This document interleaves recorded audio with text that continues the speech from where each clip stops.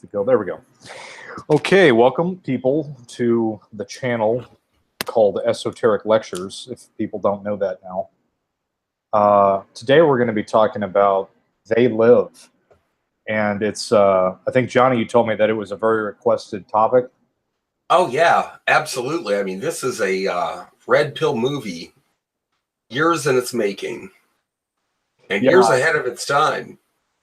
And I did see the comments about people wanting us to go over this, and we also we didn't forget about those that wanted to have us review Mother. We will do that. It's just a matter of time. A lot of stuff to go over, but today, for those that wanted us to go over They Live, here it is.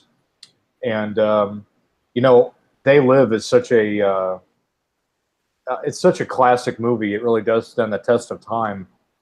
And it's a classic, of course, made by John Carpenter. And Johnny, I guess I'll let you do the summation better, because I think you do that better than I do.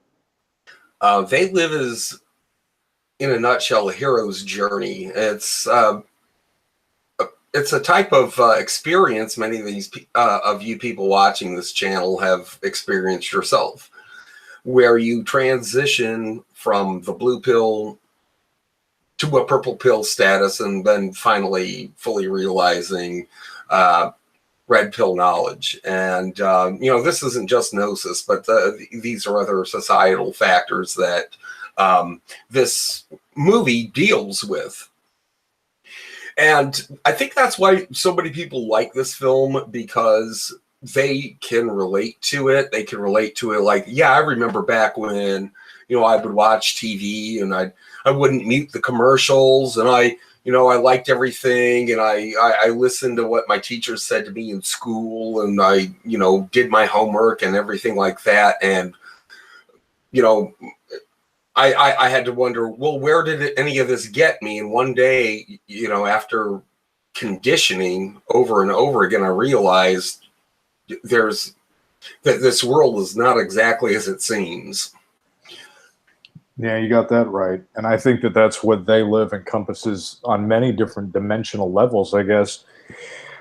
Just like The Matrix, you know, it's for those that have the ability to see the messages that movie is, you know, talking about. You know, it has so many different levels to it. You can look at it from a, you know, government corruption standpoint. You can look at it from an esoteric standpoint. You can look at it from a, you know, what other perspectives are there? I guess those are the two main ones. Well, like, and many of our, much of our viewership are MGTOW, and that too, you know, that is a big eye opener. It's, you know, even if you've dealt with certain bad habits, drinking, smoking, bad diet, whatever have you, throughout your life, and then you wind up becoming enlightened through a series of events, a hero's journey, if you will. Like I said before, you eventually start walking onto a path toward a new type of knowledge. And hopefully it's the correct one. I think that is perfect. You know, from the first scene of They Live, we have, you know, George, played by Rowdy Piper, crossing, you know, it's the beginning part of the movie. He's crossing over the railway tracks, and it just so happens that there's the Gnostic cross going back in the background on the train. Yeah, that's the symbol of Santa Fe trains. And there's this Gnostic cross, and Santa Fe would be, but you know, the saint of faith in or basically pistis, and he comes out of the force of pistis as that train passes and he crosses those tracks. Fe is also the chemical symbol of iron. And we're taking a look at this. You know, he is the Iron Man, and he has, you know, emerged into this reality now. Once that train passes at the very beginning, very interesting, you know, analogy that Carpenter put up there to introduce George.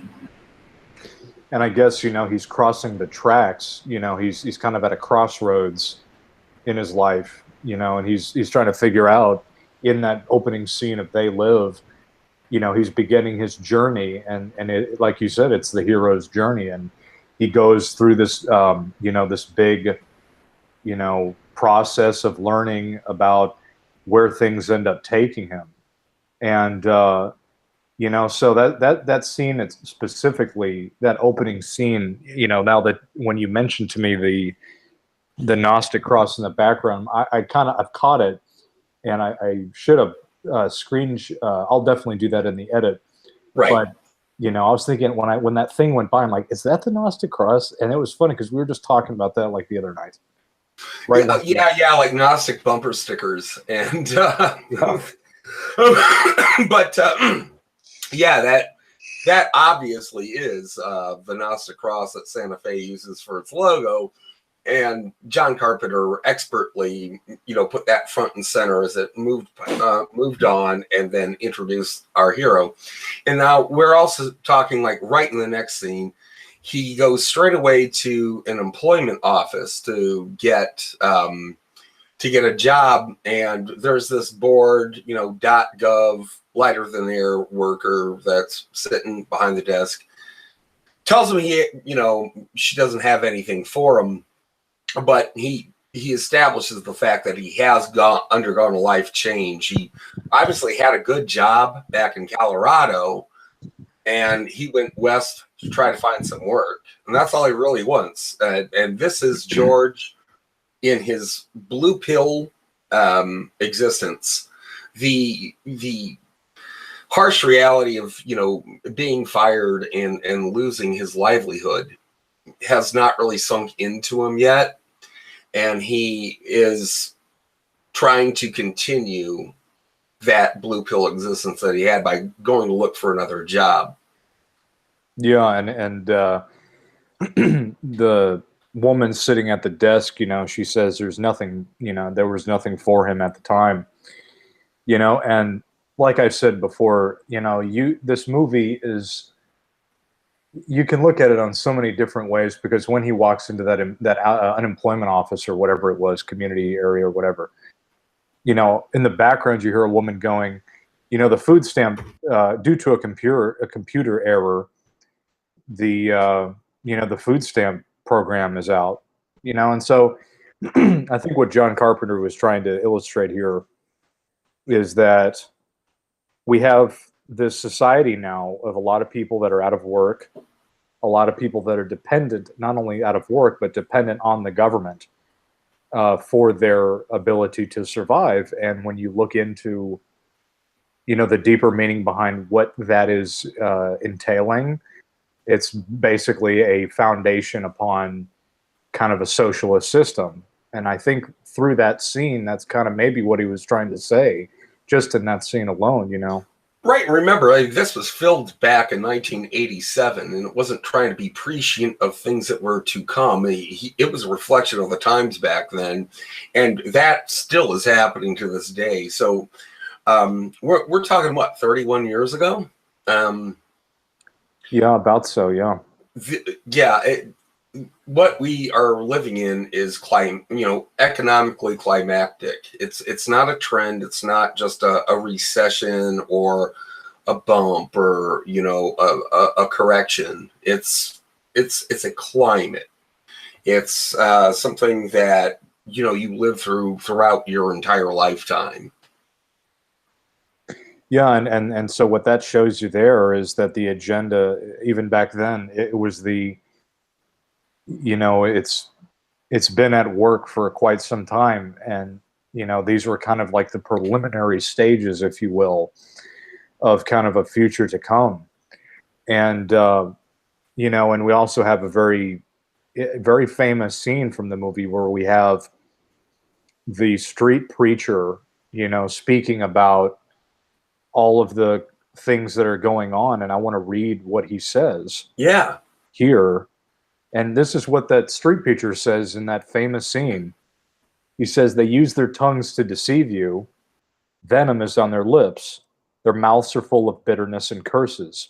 They fear God is not before their eyes. They have taken their hearts and minds of our leaders. And Johnny, we were talking about something about that, a few minutes ago. And I think that's what that is, at least to do with that, which we'll mention later on. They have blinded us to the truth. Our human spirit is corrupted. Why do we worship greed? Outside of the limit of our sight, they're feeding off of us. Perched on the top of us from birth to death, they are our owners. They have us, they control us, they are our masters. And he goes on to say, wake up, they're all around you. And, I guess, he's speaking gnosis there.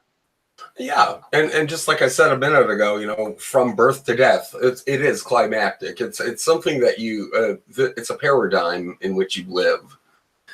There isn't any way out of it except through knowledge. And once you get that knowledge, it depends on what you do with it. Yeah, and that's a big learning process. And, it's something that we are not taught, when we go down this road, I guess you can say, when we find out about all of the things that we've never been told before. There's no handbook that tells us what to do. It's like, here you go, good luck. And very much like, kind of what's been shown with the hero's journey here with George's character, that he's in a foreign land and he's trying to figure out where to go and how to make it work. And maintain that existence that he's so used to, that he's become complacent with. Yeah. So, for people that kind of have the mind or the ability or whatever it is, that led them to want to find out about certain kinds of information, whatever that thing is that motivates them, there's no handbook, and you have to just dive into it. And it's been a learning process, I think, for anybody on that level. And even in terms of fiction, like the movie They Live, whether it's in film or, in literature, the concept of the hero's journey, the hero is always reluctant. He does not set out or train per se to become a hero. He is like Bilbo Baggins. The last thing he wanted to do was leave Hobbiton. But, sure enough, Gandalf and the crew dragged him out of his hobbit hole to go and, destroy Smaug. Yeah. Yeah, and there's a very famous scene that we'll get to in a minute that kind of illustrates that perfectly with that big fight. It's very much a perfect example of that. Exactly. I know what you're talking about, yeah. And while that street preacher is doing his thing, the cops show up and take him away, and that's another analogy or example of, something that I don't know if most people know this, but police enforce the policy of the politicians. So police are policy enforcers, and I guess what's being shown there is that the policy is that, hey, we don't want people telling people things that are not in the book. The restriction of that information, because what that preacher was doing was going against the script. Yeah, exactly. And I think that scene there is, where he gets arrested is a perfect example of that. And, in this movie, we also have the main theme, which is television, being shown a lot. And, towards the end, we will talk about at the end of this movie, we will talk about how television is a very crucial thing. And we have to always dive deeper and ask questions when we begin to look into these things and try to find the deeper meaning of what they mean. And Johnny, you mentioned something that I think should be mentioned, that you had come to a conclusion to due to your work with instrumentation, and something that you had, kind of made a example of what television is. Yeah, well, what it is an interface. Our contact forces in the Heil have to somehow relay information to us in the Corposa. They just can't come down here and tell us, how it is. They actually have to use a go-between, an interface.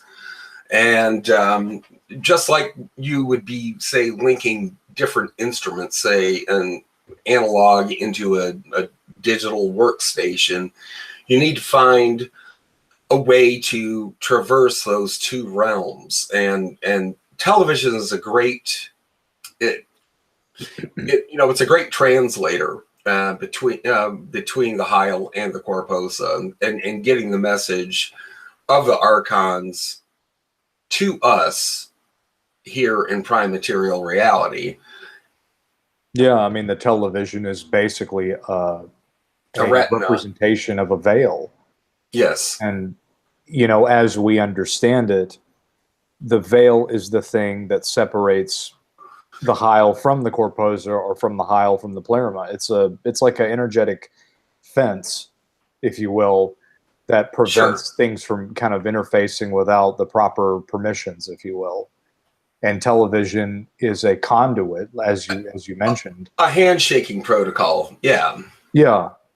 And that thing allows, that kind of looking into. And as a matter of fact, did you know that the television was used, now that I thought of this, the television was used by a certain faction of the government to communicate with spirits?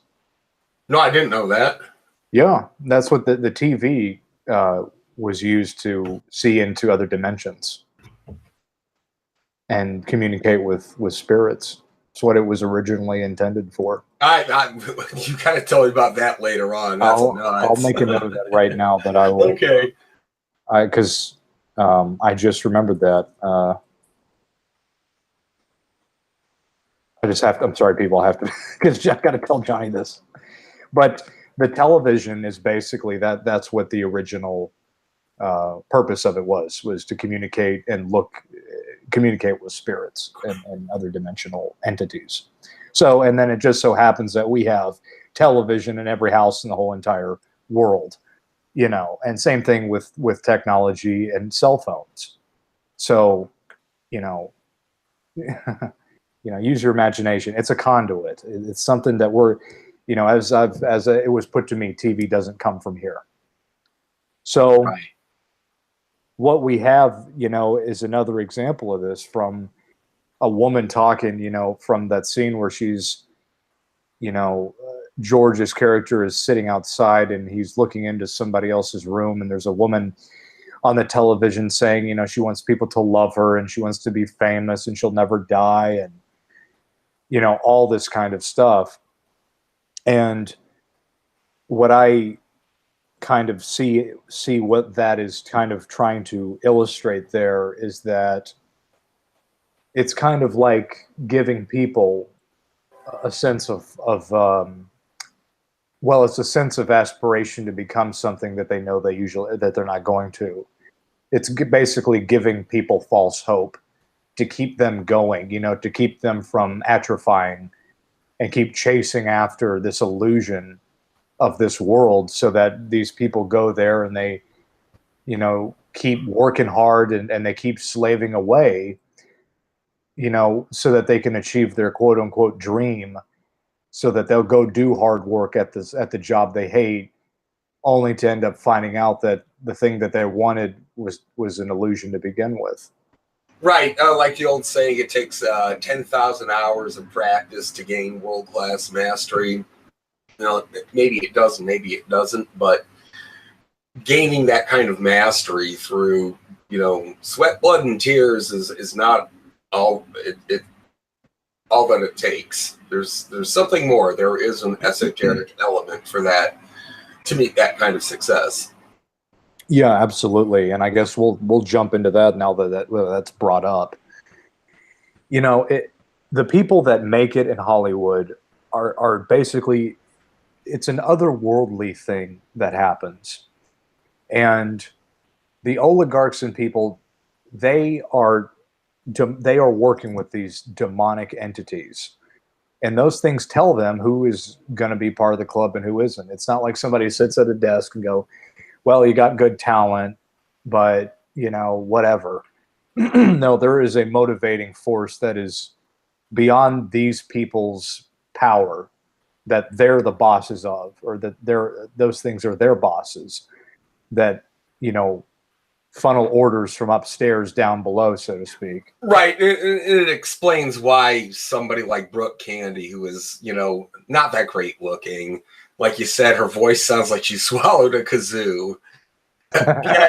You know, boom, she's a millionaire. How'd that happen, right? Well, not how did that happen, but who made that happen. And who made that happen ain't from here. Right, and who made that happen and from here. And it's kind of like, you know, you used to live in Hollywood. I'm sure you have found, you know, you would see every day women working as waitresses or, you know, in, you know, just baristas or whatever like that, who are way, way better looking than Brooke Candy, probably have way more talent than her. Yeah. Why are they working at Starbucks, right? Yeah.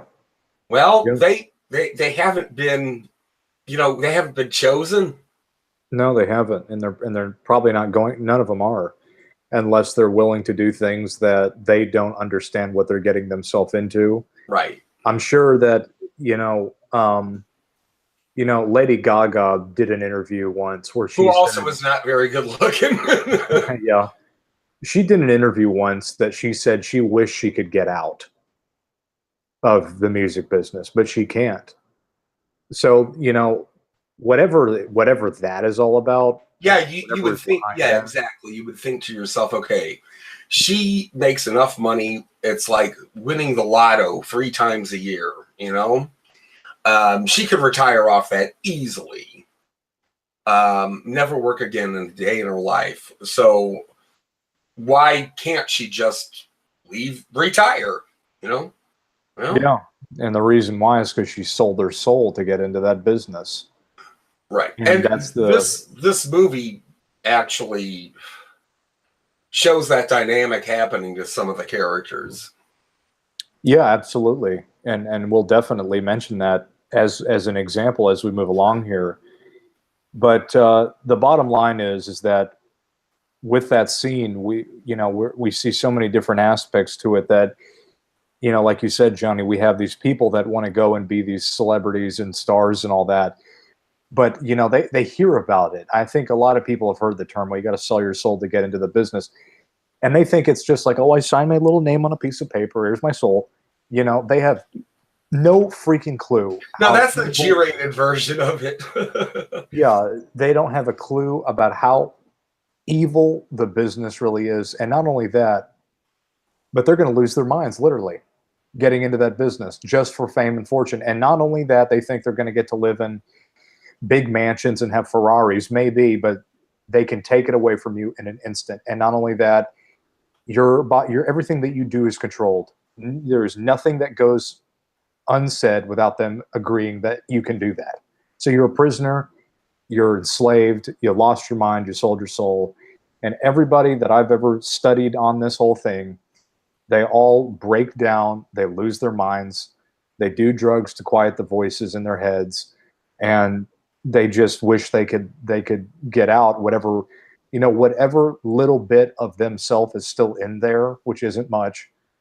Whatever that is, that does speak through sometimes their real self before they got into this thing. Whatever that little bit of them is, and it ain't much, wishes they could get out, but they can't because that's what they did. So anyways, we'll move on. But that's just an example there. And, you know, another example of this movie that, as we move on here, is George goes to get a job that he was walking through some kind of construction site, and you know, he's trying to look for work, and the guy goes, well, this is a union job. But then he looks over and it looks like there's a bunch of immigrants over there, you know, looks like they're in work. And so this is just, you know, another, I guess, way that John Carpenter put this in this governmental corruption of work, and that, you know, things are just not as what they seem, and it's all corruption, basically. Right. But so George meets Frank, and they walk through this homeless shelter because George was, after he had worked that day, needed a place to stay. And he met Frank, and Frank said, you know, I got a place where I stay, and you can come.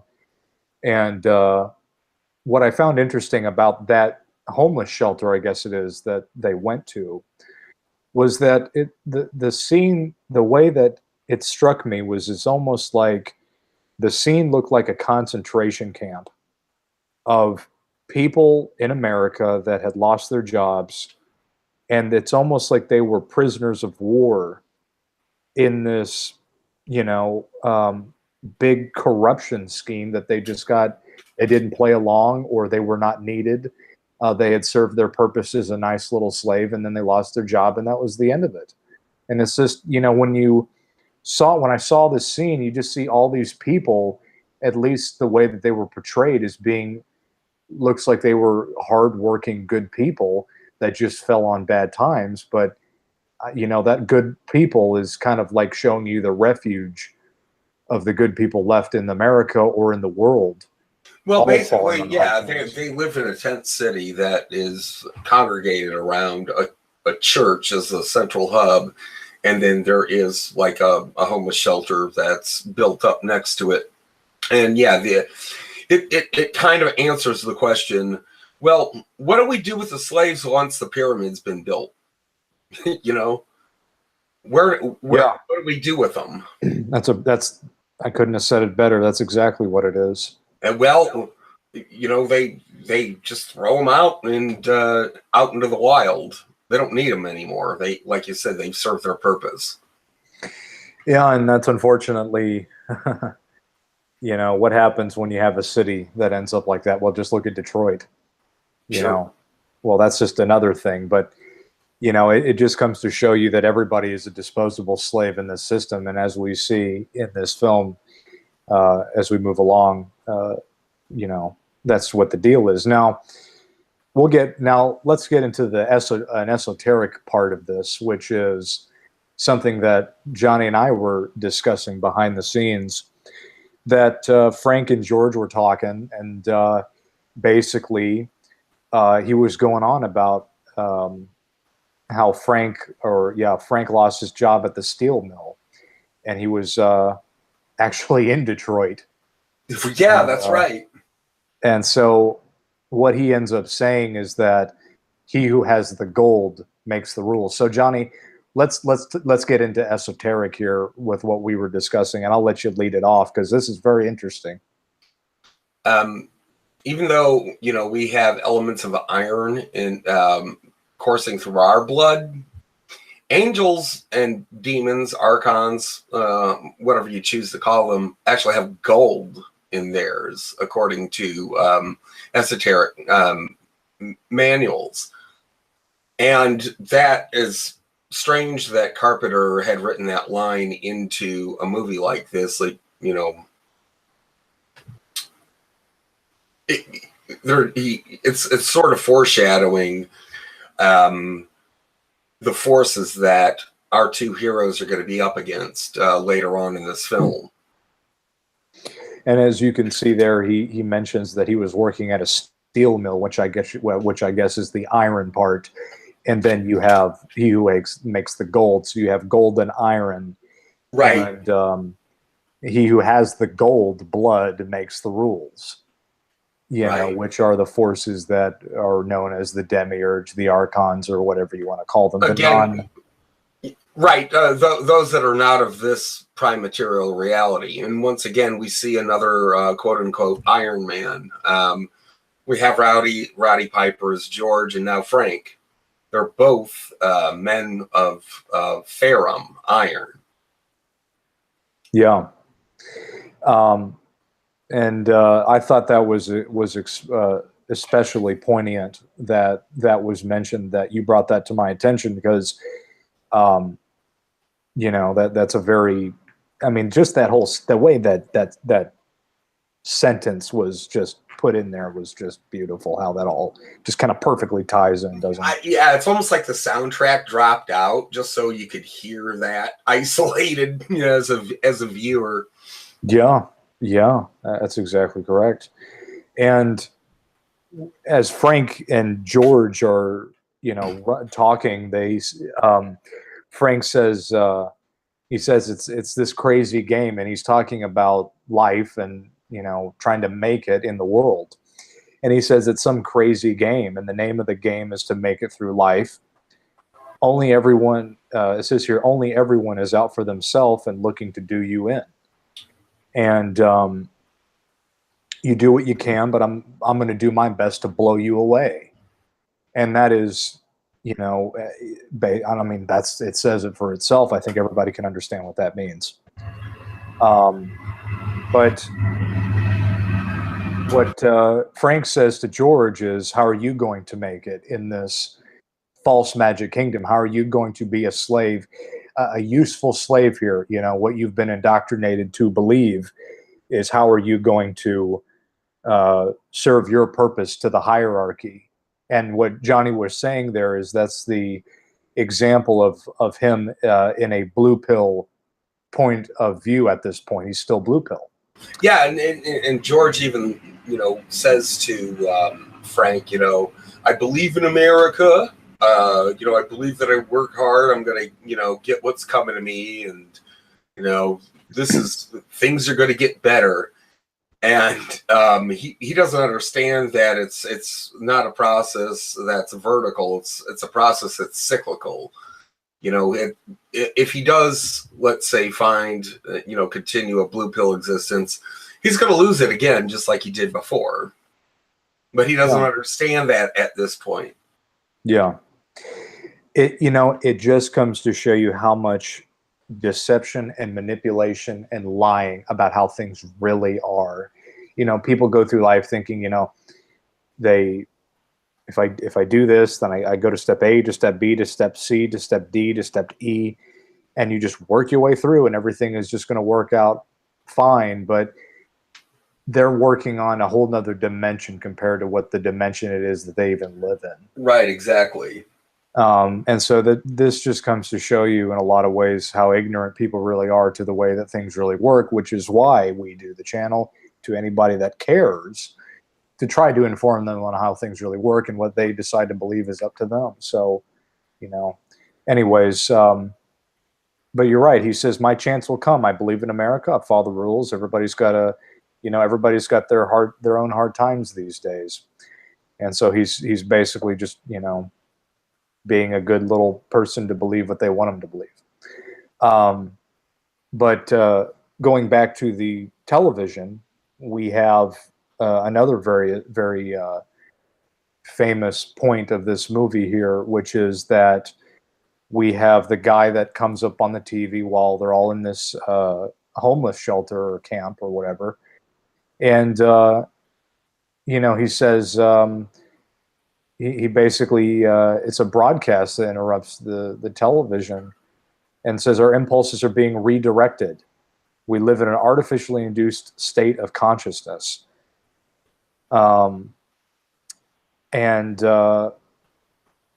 Basically here he's basically hacking into this, you know, matrix, if you will, this veil that's kind of being pulled over people's eyes. Right. So what he's doing is he's infecting the interface with red pill knowledge, with gnosis.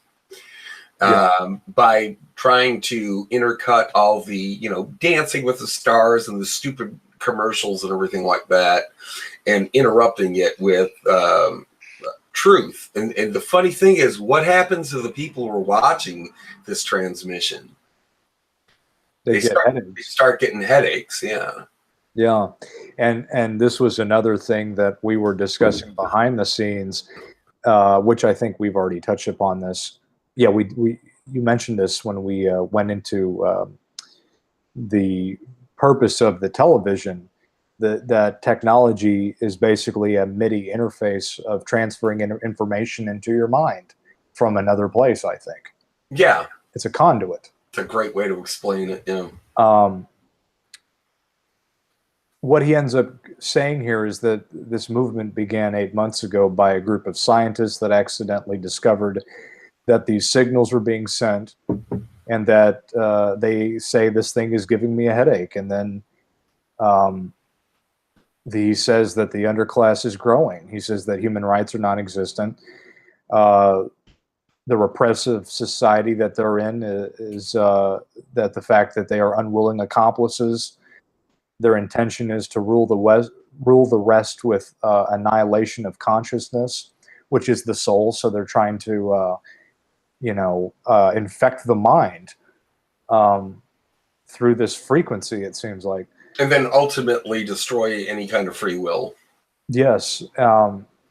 And, it says that they've been lulled into a trance, and they have made them indifferent, and that they are focused on their own gain. And then he ends up saying they are safe as long as they are not discovered.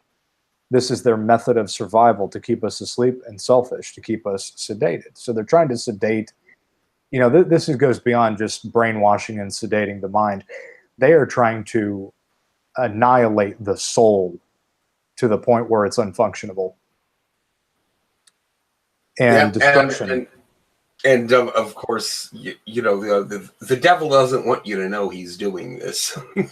No, of course not. Yeah. It's like when a person gets captured for like a prisoner of war, they always put a blindfold or a veil over their eyes so that they can't see where they're going. Right. Very much the same kind of analogy to what's the purpose of a lot of this. And the television also shows destruction after he says that too. And, it says that we are their cattle and we are bred for slavery. I think that speaks for itself. So, that's a very important scene in all of this. And George happens to stumble into that church that was in the scene there, that he was looking at this church. And what he ends up discovering is that they were manufacturing the very famous They Live goggles or glasses, or that we know so well from They Live. And he discovers that the people that one of the guys and the people that were behind the broadcast were literally taking place right across the street from him. And I think another genius move by George Carpenter was that this is another way of kind of saying, you don't know who your neighbors are. You never know who's going to know, who's awake, if you will, and who's right across the street from you. You never know who you're going to run into that, is part of this, who's in the know, I guess you could say, on the good side, not in the know on the demon side. They're always in the know, aren't they? Yeah, exactly. That's kind of like a given right there. But it is interesting that he does find those scientists who's broadcasting that transmission was happening, or hijacking the television broadcast. It was happening, just yards away from him at that church hub of the tent city. And that's where George finds the sunglasses, and that's where the journey begins. Yeah, that's where the journey begins. He, had he not found these glasses, he probably would have just wound up, scraping up enough cash to get a little tiny studio apartment for a while or whatever, while he worked his blue pill construction job. But things didn't happen that way. You don't make a movie like that. Right. And, he's found the knowledge. Now he just has to take it, and then, of course, the police come and raid the place. And I think that speaks for itself. The authorities don't want people to know the truth. It's about as simple as that. Just like what happened locally with the preacher on a larger scale, it's happening now with these broadcast pirates. And what's happening is they don't want that knowledge being disseminated. And they go through extreme measures. I mean, they really beat the crap out of people. during this raid. Yeah, oh, yeah, they got bulldozers and everything that just plow over the whole entire camp. And, you know, what we have going on, I guess, from our, you know, 21st century perspective is, you know, people are trying to make YouTube videos just like ourselves and many others, trying to hack that system. You know, it used to be television, now it's internet. So now we have people that are coming up. I recently read this article that was mentioning how people are forming pirate radio stations to broadcast their music or their videos to go around the whole YouTube thing. So, and eventually, you know, you'll probably find us, as you know, to our audience, you'll probably find us on one of those eventually. Yeah, give it enough time, we will be. Yeah. Because this ain't stopping anytime soon. I can assure you that. Nope. It's going to keep going inch by inch, just like the bulldozer went inch by inch and destroying that camp. And so, you know, they're raiding this place, and the pastor, the street preacher, gets beat up. And he goes, though I walk through the valley of the shadow of death, I shall fear no evil. And they just beat him and just take him out. And it's the police that are doing it. It's the authorities. It's the people that are in charge. You know, the oligarchs are sending their dogs to get the people. Right. Metaphorically speaking. And so George, he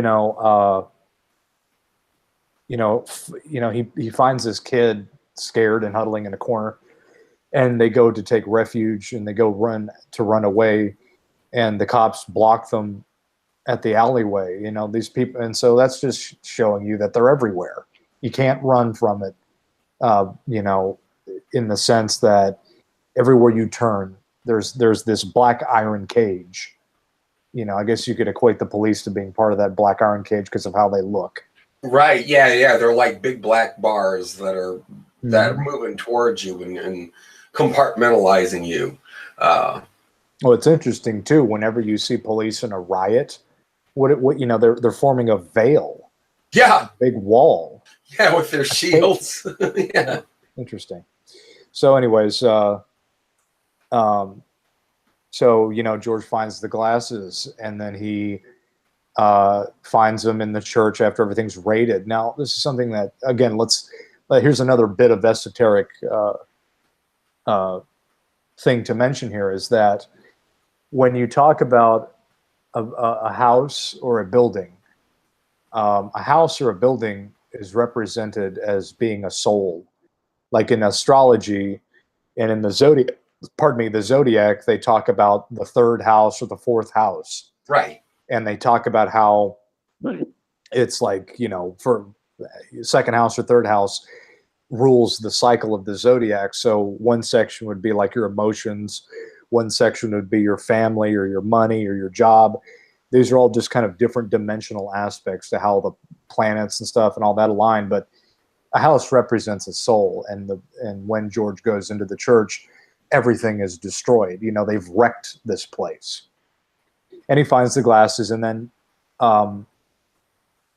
what's really interesting about this scene is that he's got the box in his arm, and he's walking down the alley.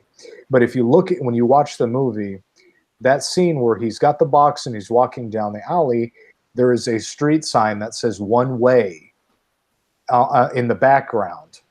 And I mean, that's like, it's perfect how that was put in there. It's basically saying he has now began the hero's journey. Right. He can't divert this now. It's like, you know, you'll hear on a lot of, like, say, MGTOW or Truther channels, you know, you can't untake the red pill, can't unknow what you've learned.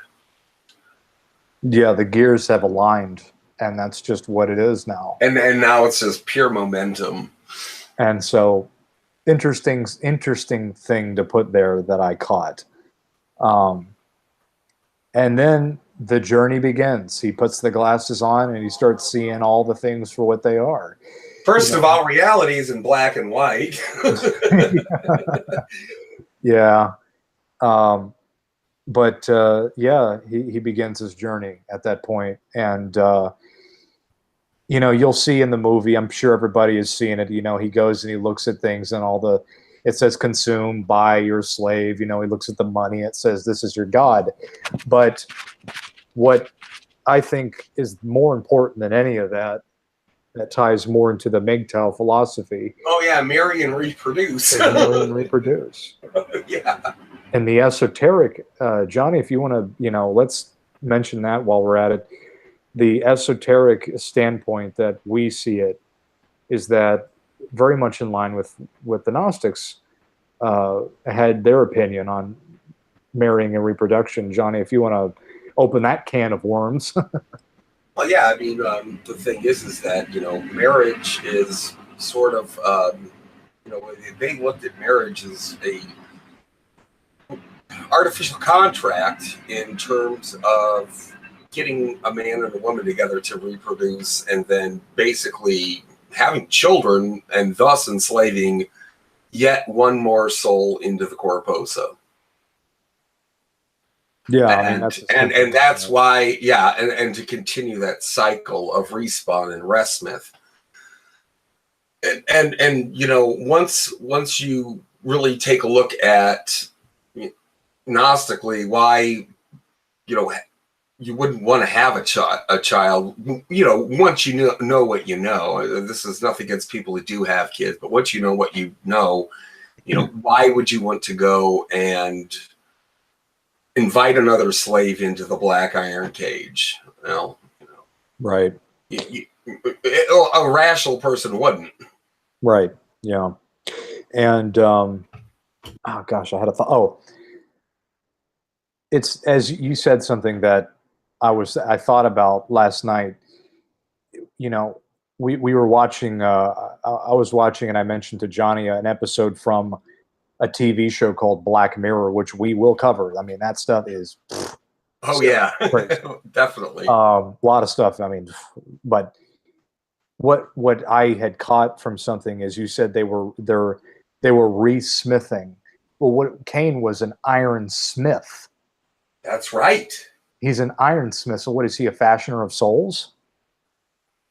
What does that mean? He's an ironsmith. He's the actual. Well, he's the smith of prime material reality. He's a Hylic force.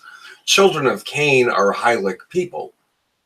Yeah, and if you look at the hierarchy of the demiurge, you will see Cain. You have the biblical story of Eve gave birth to Cain and Abel. It was, and so you have the two sons that were born from Eve, but also in the demiurge hierarchy, you have Cain being a top guy. Yeah, like one of the big, archons. Yeah, and so it just so happens that guy is the ironsmith. Yeah, I never thought about it that way. Yeah, interesting. And so, anyways, as you see the movie, he sees all the people with the, skeleton faces. What it's showing is that there's a non-human aspect to this thing that's making this happen, and that's been what we've been trying to illustrate through esoteric lectures by illustrating and bringing up topics such as the demiurge. They call the archons and the demiurge the craftsmen because they built this place.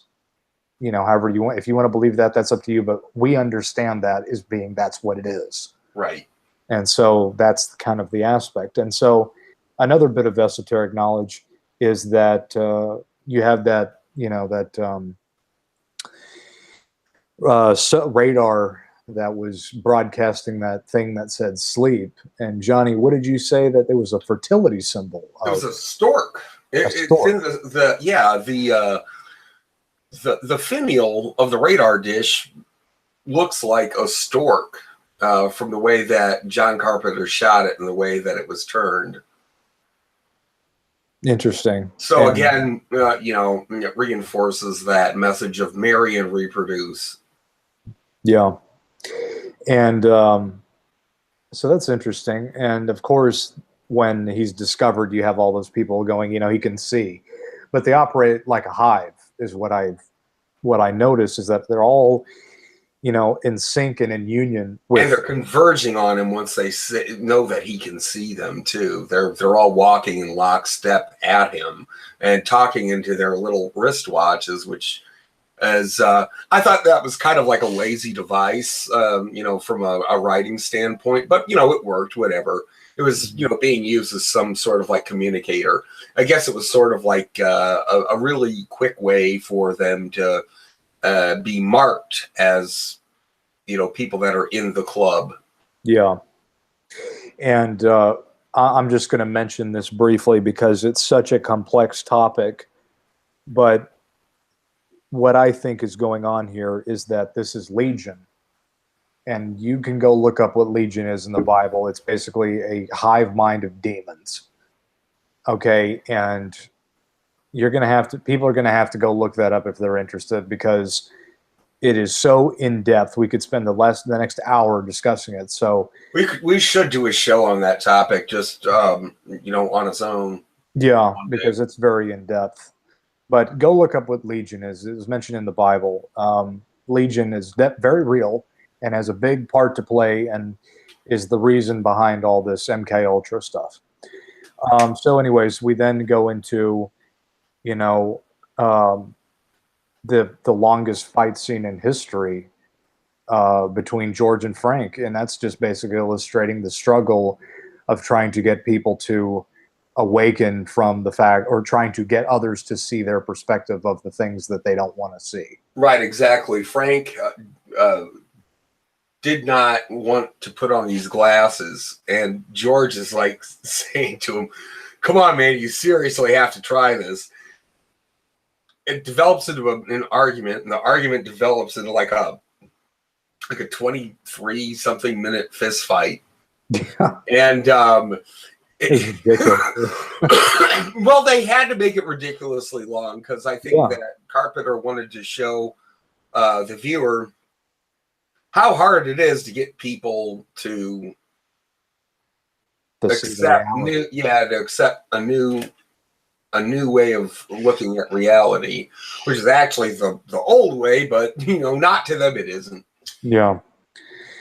And from this point, things basically speed up in the movie, and we have the actions start to come into play, where George and Frank go to meet with other people that knew about all this stuff, and they were the manufacturers of the people behind this big thing, to try to get people to change this system. And what's interesting is, while they're there in this meeting place, the guy that was broadcasting that signal, which, now that I come to think of it, we never meet him in the movie. We never run into this guy. He never was met, except for when the time that they were in the church. Other than that, he just kind of dips out and goes before the cops come in and raid the city. Yeah, I guess he's kind of an allegory to, I don't know. But what he said, though, is that they're terraforming, or they're turning their atmosphere into ours, which is terraforming.